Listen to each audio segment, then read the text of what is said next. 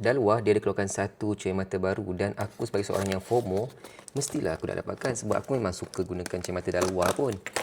So, sampai kat rumah, kita unbox je lah Okey, dalam kotak ni dia bagi satu test card dan juga lampu biru ni. Ini adalah blue light untuk korang test dia punya photochromic dan juga dia punya anti blue ray. Dalam kotak juga dia ada bagi satu hard case yang cantik ni. Ada tulisan Dalwa kat tepi ni.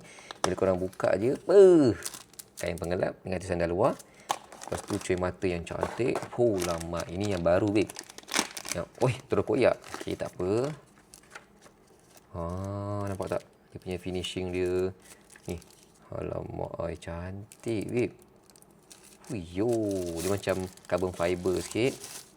Yang ni dia cerah je, tapi sebenarnya di photochromic tau. Dia akan berubah daripada cerah menjadi gelap. Sekarang ni dekat dalam studio dan juga waktu malam, jadi tak terdedah dengan cahaya matahari, jadi nampak cerah macam ni je.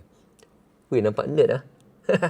So, kalau kau dedahkan dengan cahaya matahari, dia akan slowly berubah menjadi gelap. Ataupun, kalau kau dedahkan dengan UV yang tinggi, contohnya macam gunakan lampu biru ni kan, dia akan slowly berubah menjadi gelap. Jom kita test sama-sama. Okay? Dapat tak putih ni?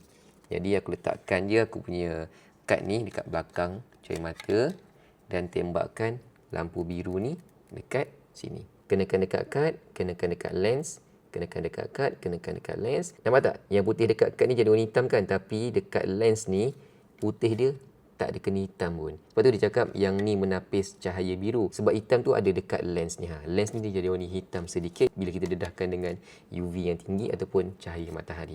So guys, design cantik macam ni memang patut korang beli. Lagi-lagi untuk korang yang suka bergaya dan nak nampak nerd sikit. Semat lah.